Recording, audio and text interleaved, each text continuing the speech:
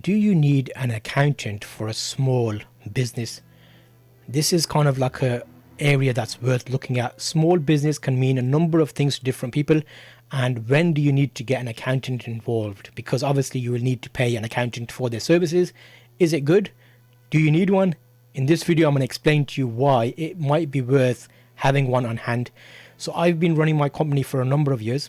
My first official full year has finished today. So 1st of September, 1 year of limited company. Before that, I was self-employed for about 4 or 5 years.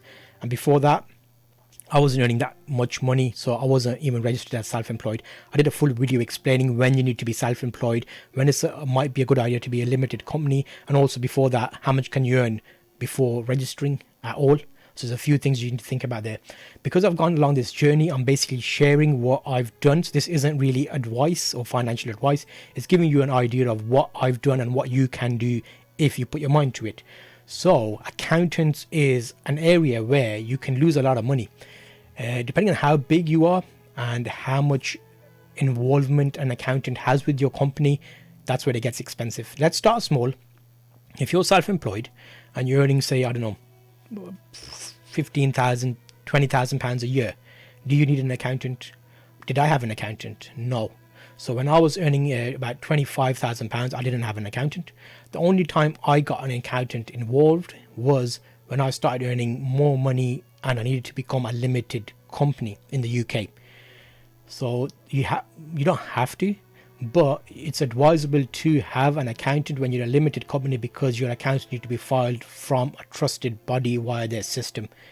There are ways around that, but it's not worth the hassle. If you're making that much money, you ain't got the time to spend that time on that type of duty, which the accountant can do a very good job at, because they do that for a living. So getting an accountant, that's where it's tricky now. I've worked in the financial industry for about 15 years. 15, probably more than 15, but I'll call it 15 years. So that's in the UK financial sector. I've dealt with accountants. I've spoke to accountants because that was part of the role. So you get to speak to different accountants. And because of that, I built up a lot of knowledge that I took for granted. It's like I just thought, oh yeah, okay, yeah, I can earn X amount without paying tax. I should look at dividends. I should look at payments in different sectors, and maybe have my company set up so that I make the best use of the tax and the income that I've got, if that makes sense. So I had like a working knowledge of all of that information.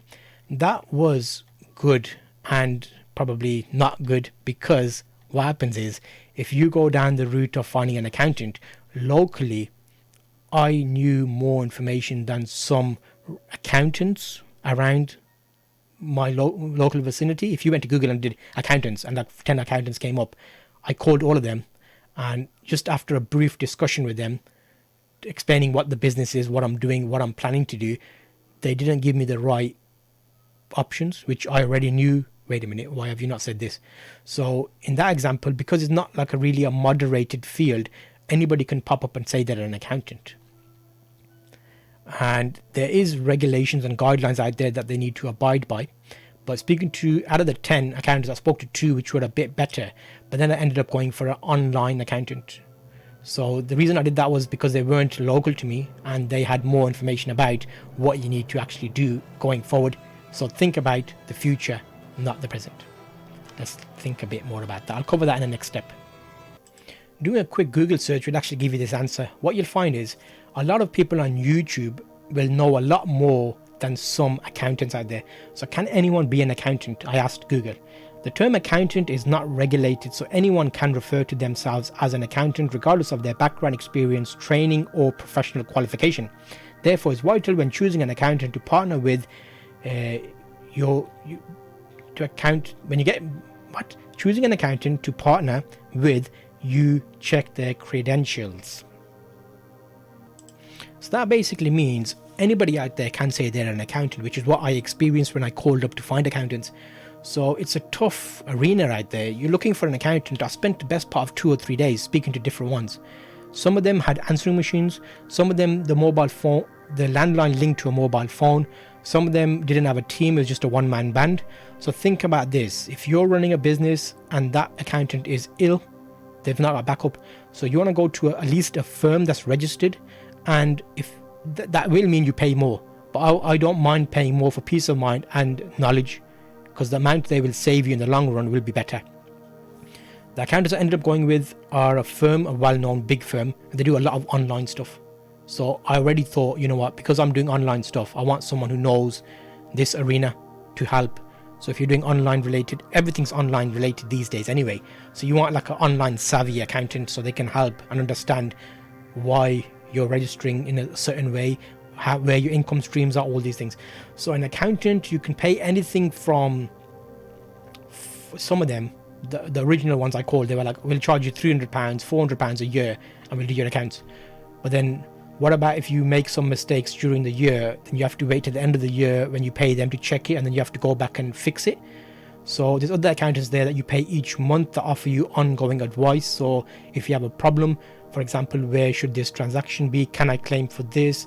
I'm buying X amount. Can I put that as a company expense? When should I buy it? It's a higher volume purchase. Should I declare it as plant machinery, or can I declare it as a normal purchase? Would it become an asset in the company? Will it lose value? I'm thinking of buying an electric car. All these kind of questions, your accountant can be like, wait a minute, have you thought about doing it in this way? So in that example, make sure you've got an accountant that knows what they're on about, because a lot of them, from my experience anyway, the 10 that I checked up locally were just not up to scratch. And the money they were charging was too low for the service that I wanted. So if an accountant's telling you it'll be like £400, for example, I know personally that I need to pay over £2,000 for a year for the level of requirements that I've got, because I'll have payroll, I'll have staff on my payroll, I'll have pension contributions, I'll have charitable donations, I'll have machinery. There's all sorts of things that I've got in the company that you need to relate to. There's a lot of forums out there you can check online. You can check YouTube, you can check Reddit, where people pay different varying amounts of money. But when it comes to an accountant, what you pay for is what you get, and it's worth having an accountant, especially if you're limited company. Self-employed, I did it myself, so I didn't really need an accountant for that. Again, this is my personal opinion. I'm giving you like advice for myself, so it's worth doing your own knowledge and looking up on that. And also it varies where you are in the country of how much they'll charge you. So self-employed, I didn't have an accountant because I knew the basics of what I needed to do. Limited company, I have an accountant, and for this first year I've had an accountant. So when the final year accounts are done, we'll see how that works out, and I'll give you an update on how that did and what information I asked from the accountant, how those things went about. Because accountants have things like portals where you can upload documents securely, whereas other accountants that don't will just be like, just email it to me. But you're sending a year's worth of statements or bank statements, then you want it to be secure. If they're sending you tax documents, you need that on a secure portal. So it depends how lazy the accountant is, and also if they're following procedure. GDPR is a regulation that they need to follow, keeping customer data safe. So all that is explained separately. I've made a full playlist here to let you know, if you've got a small company, what you need to think about, what I did, my experience, and going through that. So check that out. See you in the next video.